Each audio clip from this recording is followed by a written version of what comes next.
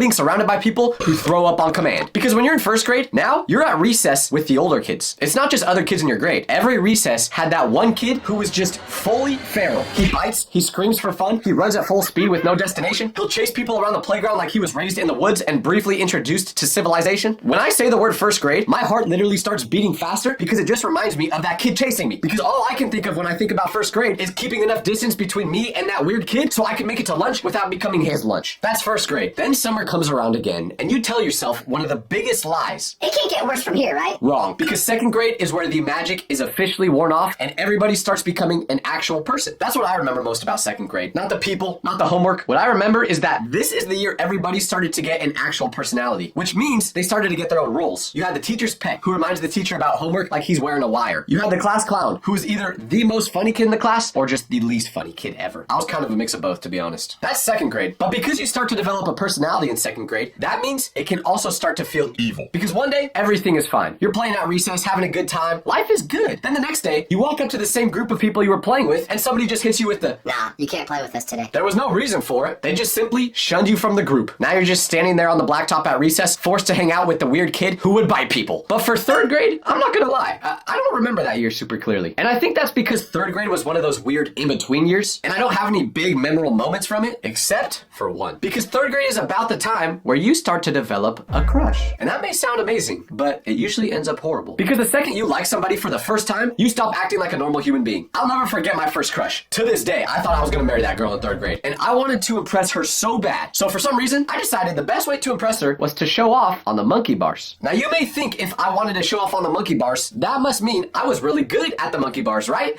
No, I was horrible at them, but I was determined. So one day, I'm up there on the monkey bars acting like this is my moment. My crush is watching, and in my head, I'm about to do some smooth little move, hop off the monkey bars, do a backflip, and land. Everyone will see that I'm the coolest person at recess, and my crush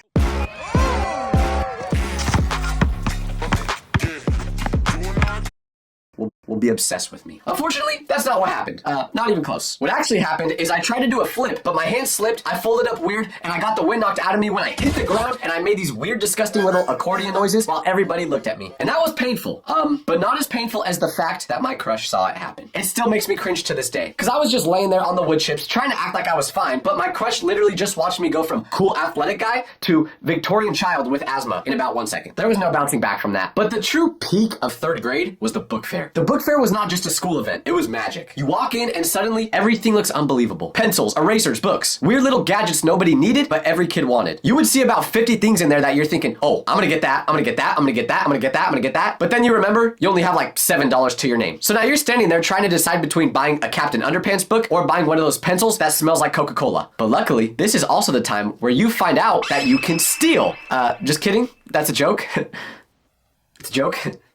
That was third grade for me. Then summer rolls around, and by fourth grade, school starts talking to you like you should already have your life together. Fourth grade is when school stops feeling like a place you go to and starts feeling like something that follows you home. This is where the amount of schoolwork you have just starts getting disrespectful. Like we've learned how to spell, we learned how to do subtraction and addition, so now the homework's starting to get longer, the reading's getting heavier, the projects are getting bigger, and the teachers start talking to you like you're old enough to be held accountable for anything. Matter of fact, we were all still peeing our pants in fourth grade, right? Before fourth grade, if you forgot something, teachers would give you some grace and look at you like a child. Once you get to fourth grade, though, they start looking at you like a very disappointing employee. Why is your rating logged outside? I don't know. Maybe because I'm 9 and I spent the summer doing cannonballs into my friend's pool, not reading books. Fourth grade was the first time I came home from school and actually felt stressed. That was the first time I actually had to do schoolwork into the nighttime. Nighttime was supposed to be meant for watching Nickelodeon and Disney Channel, not doing math. I remember in fourth grade, I had a project that we were given 8 weeks to do, and I procrastinated it until the very last night. I told my mom about it the day before it was due, and my whole family basically got drafted into working on it with me. My mom was cutting things out, I was gluing things together, my dad's walking around pretending he understands the assignment we're doing, but we both know he doesn't. In reality, most of the work I had to do in elementary school was just done by my mom. That's fourth grade. Thinking back to it, fourth grade might actually be my least favorite year of school. And that really sucks because my favorite number is 4. And weirdly enough, my least favorite number is 5. But fifth grade was way better. Because when fifth grade rolls around, for the first time in your life, you're the big dog on campus. And giving that amount of power to a child is a horrible thing. Now you're the oldest people at the school. The kindergartners look microscopic, the younger grades are just little random civilians moving around beneath you, you start walking through school like you own the place. Like the principal should run all major decisions past you first. The best part is, all the other grades look up to you. Because you're the oldest people in school, they all think you're super cool. The only problem with 5th grade is that everybody keeps reminding you that middle school is coming. And that ruins everything. Because teachers talk about middle school like you're being transferred to another country. Your older siblings make it sound like a lawless wasteland. And if you read Diary of a Wimpy Kid around that age, middle school looked like the worst thing that could ever happen to a human being. So 5th grade was weird. Half the year, you're loving life because you're the oldest person in the elementary school. But the other half of the year, you're quietly realizing that your days are numbered. But 5th grade was also the year I had my very first sleepover with kids from school. Parents drop you off, you bring way too much junk food, you and your friends act like you're basically grown now, and that feeling lasts for about 40 minutes. Because then, the whole house just turns into complete chaos. Somebody's yelling, somebody's fake wrestling in a room that is way too small for that, somebody is eating more sugar than those rats in scientific studies. Then you've always got the kid who randomly gets homesick around 11:43 p.m. and just goes home without telling anybody. That's 5th grade. You're at the absolute top of elementary school. But once again, summer comes and all that big dog energy you had slowly turns into one disgusting thought. Next year, you have to go back to being at the bottom of the totem pole. And that is called 7th grade. Middle school is insane. And I remember thinking on my very first day of 6th grade, how bad can this really be? Let me just tell you, bad. Because in elementary school, life made sense. You had one teacher, one classroom, then you get to middle school and all of a sudden you have a schedule, no recess, and kids randomly vaping in the bathroom. It still takes me about 14 minutes to know how to use a lock. But it wasn't any part of the actual class in middle school that was the craziest. The true horror of middle school was walking into the bathroom for the first time. It's always the 7th graders messing around in there. 7th grade is when middle school stops attacking you from the outside and starts attacking you from within. Your voice cracks at the worst possible time. Acne shows up like your face owes it money. You start to smell for some reason, and you're just trying to figure out how to balance all this without your crush thinking you're a psychopath. Because a 7th grade boy around a 7th grade girl does not know how to act. Because 7th grade is where drama becomes a full-time job. Now one person is crying in the bathroom over a relationship that lasted 4 days and mostly consisted of eye contact and walking near each other after class. I remember having my first real little middle school girlfriend in 7th grade. Relationships in 7th grade are basically just acting like a divorced couple with joint custody of an apartment. Like 80% of it was just awkward hallway interactions, 15% was overthinking texts, and 5% was standing next to each other trying to figure out if we were supposed to hug or just like nod to each other like coworkers. And the whole time I was acting like this was some deeply complicated love story, all in my super cool outfits. Neon green basketball shorts that went down to my ankles. The actual schoolwork gets harder too. That's why it's not enough that your skin is betraying.